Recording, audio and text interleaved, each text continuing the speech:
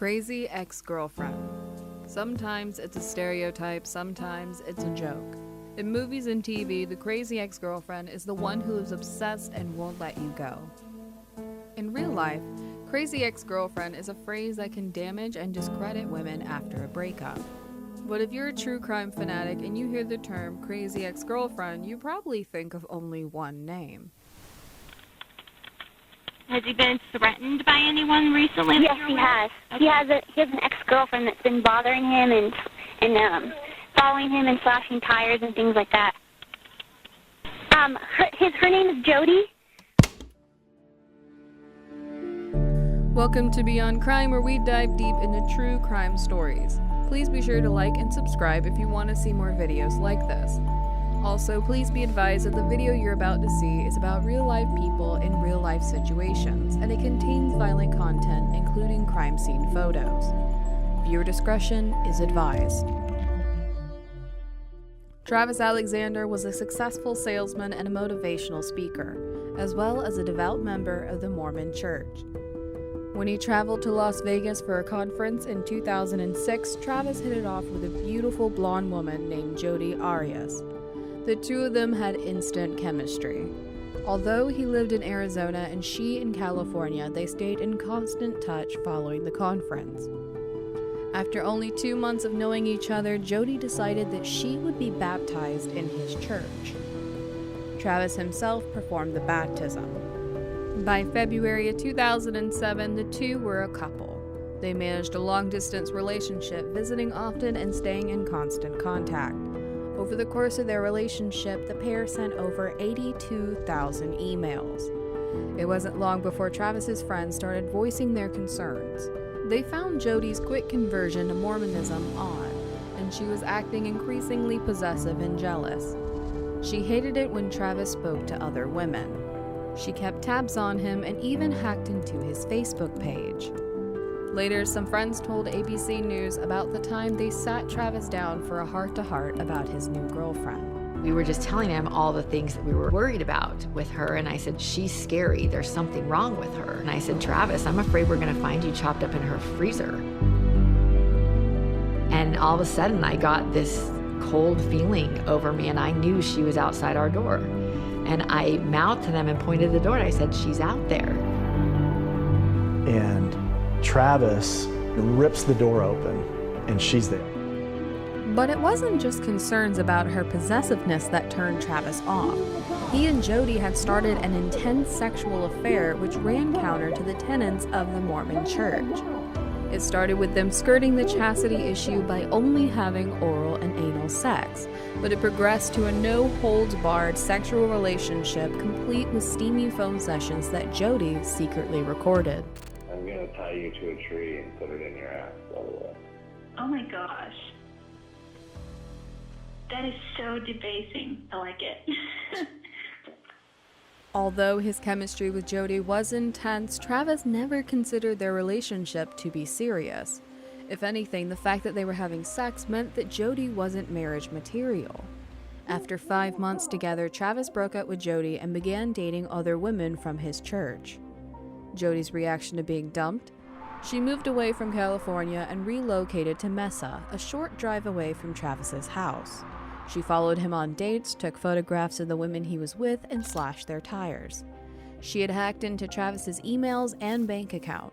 She showed up at his house when his roommates were home, taking advantage of the fact that she had access to the garage door code. One time, she got into the house by crawling through a doggy door. Another time, Travis got home from a date to find her asleep on his couch. Sometimes Travis sent her away, other times the two of them would wind up in bed. At one point, in spite of her behavior, Travis invited Jodi to come along with him on a company trip to Cancun. But eventually, all her jealous behavior added up, and Travis persuaded Jodi to go back to California. She moved in with her grandparents in April 2008. Travis told his friends that he was relieved to have Jodi out of his life. He started seeing a Mormon woman named Mimi Hall, and Jodi took up with a new boyfriend who lived in Utah. Yet, in spite of these new partners, Jodi and Travis seemed incapable of staying away from each other. They continued to text, email, and have phone sex. I wish you were here. If you were here, my grandparents are asleep. Then came the ultimate insult. Travis invited Mimi to take Jodi's place on the Cancun trip. She had been replaced once again, but this time quite literally. On May 28, 2008, a burglary took place at the home of Jodi's grandparents. The robber ignored cash and valuables that were lying around, but they did take a .25 automatic Colt pistol. 5 days later, Jodi rented a car and borrowed 2 gas cans from a friend, buying a third from her local Walmart. She filled up with enough gas to get her to Mesa without being captured on any gas station cameras. Then she showed up once again at Travis's home.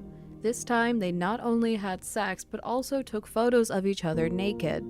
When Travis got into the shower, Jodi continued to take pictures of him. And these are the last pictures we have of Travis alive. A day later, on June 5th, 2008, Jodi Arias showed up in Salt Lake City and had dinner with her new boyfriend Ryan and several of Travis's friends. They observed that she had cuts on her hand and was wearing long sleeves in spite of the warm weather. They were also surprised to see that her distinctive blonde hair had been dyed. Ryan wondered why she was a day late for their meeting, and she told him that she had gotten lost on the road. During this time, Jodi had also left several messages on Travis's cell phone. When we were talking about your upcoming travel to Highway, I was looking at the May calendar, so I'm all confused. But Heather and I are going to see Othello on July 1st, and we would love for you to accompany us. On Jodi's return to California, the rental car company found that the car had logged about 2,800 miles. Surprising, given that Jodi claimed it was only going to be used for local trips. The floor mats were missing and there were some odd red stains on the seats. Meanwhile, Travis was not responding to texts or calls. His roommates weren't concerned, they were used to Travis coming and going on business trips. But Travis's close friends were growing worried. He wasn't responding even to urgent messages, and he had missed an important conference call. Finally, on June 9th, 5 days after Jodi's visit, a group of friends went to the house. They talked to Travis's roommate, who was confused. He assumed that Travis was out of town. When the group found a key and unlocked the door to Travis's bedroom, it became clear that something was very wrong. The hall leading to Travis's master suite was smeared with blood, as was the sink in the bathroom. Lying in the shower was Travis's body. He had been stabbed approximately 27 times, many of those in the back. His throat had been slit almost to the point of decapitation. His hands were covered in defensive wounds, and he had been shot in the head. Travis's friends called 911. What's going on? A friend of ours is dead in his bedroom. We hadn't heard from him for a while. We think he's dead. His roommate just went in there and said there's lots of blood. I didn't go in, but I can give you the phone to someone who went in there. Yes, please, can you? Hello. Hi, so what's going on? He's dead. He's in his bedroom. Okay. In the shower. And do you know if he's ever reported it to the police? Her name is Jodi. If it seems obvious to you who the culprit is, it was equally obvious to Travis's friends and to the police. Jodi had left a palm print on the wall. Her blood was mixed in with Travis's. A bullet casing found on the scene came from a .25 automatic pistol, the same kind of pistol that had disappeared from the home of Jodi's grandparents shortly before. And although Travis's sheets and camera had been dumped in the washing machine, a forensic team was able to recover most of the photographs from June 4th, and they were time-stamped. In her first interrogation, Jodi told police that she had not been anywhere near Travis at the time of the murder. I wasn't there. To be honest with you, Jodi, I was not at Travis's house. I was not. You were at Travis's house. You guys had a sexual encounter, which are pictures. I know you know there's pictures, because I have them. I will show them to you. Okay?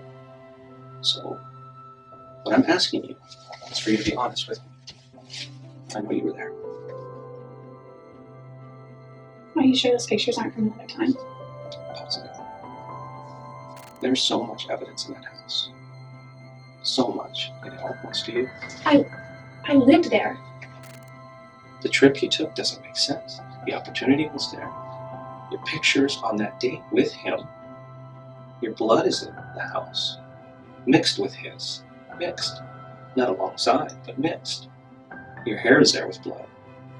And your palm print is there in blood. It's over. In spite of overwhelming forensic and DNA evidence, Jodi continued to insist that she had not been in Travis's house for months. She cited her voicemail messages to him as proof that she couldn't have known of his death. But police still weren't buying it, and by the next day, Jodi had completely changed her story. Now she admitted that she had been at the house that night, but claimed that 2 unknown assailants had broken in, killed Travis, and threatened her life if she told anyone. No reason. They didn't discuss much. They just argued. About what? About whether or not to kill me. For what reason? Because I'm a witness. A witness of what? Him. With Travis. Of Travis's murder. Yeah, but I didn't really witness it. Didn't see much. You need to make this believable, because it is not believable to me right now. In face of all the evidence, Jodi stuck to her new story. As she awaited trial, she said yes to every media interview she was offered and repeated the story again and again. Day of the murder. I witnessed Travis being attacked by 2 other individuals. Who? I don't know who they were. I couldn't pick them out in a police lineup. So what happened? They came into his home and attacked us both. What really happened in there? In a nutshell, 2 people took Travis's life. 2 monsters. You did not shoot Travis. No, I've never even shot a real gun. You did not stab him 27 times. No, that's heinous. Or I've never. slit his throat from ear to ear. I can't imagine slitting anyone's throat. As you've probably already realized, this story doesn't fit the evidence, either of Jodi's behavior or the evidence found at the scene. Perhaps that's why just before Jodi Arias went to trial in 2013, that story was also dropped. Instead, Jodi's defense team now presented a third narrative that yes, Jodi had killed Travis, but purely out of self-defense.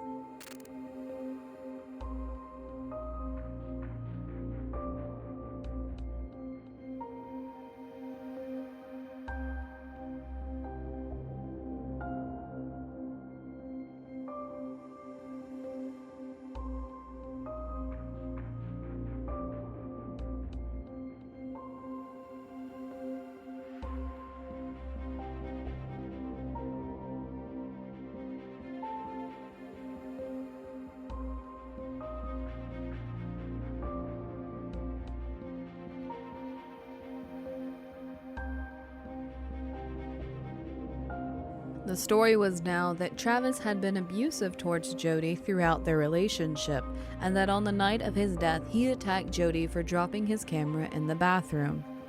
In this new story, Jodi reacted purely from self-defense, grabbing a gun that Travis owned and waving it at him in an attempt to stop his attack. The gun went off, shooting Travis.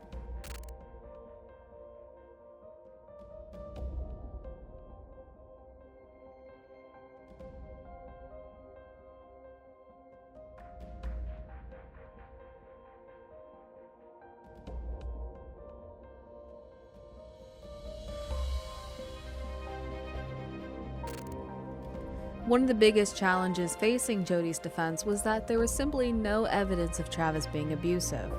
Former girlfriends refuted it on the stands. There's nothing in Jodi's thousands of texts, emails, or journal entries to support the story. To top it off, he hadn't even owned a gun. Throughout the trial process, Jodi and her lawyers also tried to prove that Travis was a sexual deviant. At one point, trying her hand at her own defense, Jodi produced letters supposedly written by Travis in which he had admitted to being a pedophile. These letters were examined forensically and quickly proven to be forgeries. The trial of Jodi Arias was a media circus. With a beautiful blonde at the center of it, sex tapes, religion, murder, and stalking, the media couldn't get enough. Jodi's interviews with various entertainment outlets even took center stage at one point. with the prosecution playing back her interviews in court. I absolutely did not kill Travis Alexander. I had nothing to do with his murder. I didn't harm him in any way. No jury is going to convict me. Why not? Because I'm innocent, and you can mark my words on that one. No jury will convict me. At the end of the day, Jodi's attempts to paint herself as a victim of domestic abuse were not bought by the jury. None of the stories explained her preparations before the murder. Buying gas cans ahead of time to avoid gas station cameras, lying to the car rental company about where she was going, and taking the license plate off of her car, a detail that emerged as investigations went on. Most damning of all, her story of shooting Travis in self-defense doesn't match the forensic evidence. Experts agreed that Travis was almost certainly shot last after all of his other wounds were inflicted. In spite of Jodi's confidence that no jury would convict her, this is what she heard on May 8, 2013. The State of Arizona versus Jodi Arias, verdict, count 1. We, the jury, duly impaneled and sworn, in the above entitled action, upon our oaths, do find the defendant as to count 1, first-degree murder, guilty. Juror number 1, is this your true verdict? Yes. Juror number 2, is this your true verdict? Yes. Juror number 3, is this your true verdict? Yes. Juror number 4, is this your true verdict? Yes. Juror number 6, is this your true verdict? Yes. Juror number 7, is this your true verdict? Yes. Juror number 9, is this your true verdict? Yes. Juror number 12, is this your true verdict? Yes. Jodi Arias was sentenced to life in prison, but in the meantime, the media circus lives on. Jodi's former cellmate has been giving interviews, making money off the inside scoop. Over a dozen books has been written on the story, including one by Jodi's own defense attorney titled Trapped with Miss Arias. Meanwhile, Jodi herself is still giving interviews. Her appeals have so far been unsuccessful. It's so easy to get caught up in the infamous, weird, and tangled drama of Jodi Arias herself that it's easy to forget the very real human being who died at her hands. Today, we'd like to leave you not with the voice of Jodi Arias, but with the victim impact statement that was made by Travis Alexander's sister, Samantha. Travis was our strength, our constant beacon of hope, our motivation, and his presence has been ripped from our lives. His giving spirit, his determination for accomplishment, and his endless strength as the foundation of our family has been taken from us and never can be replaced. Thanks for watching Beyond Crime. If you enjoyed this episode and want to support more true crime content, then don't forget to like, subscribe, and leave a comment down below. We'll see you soon.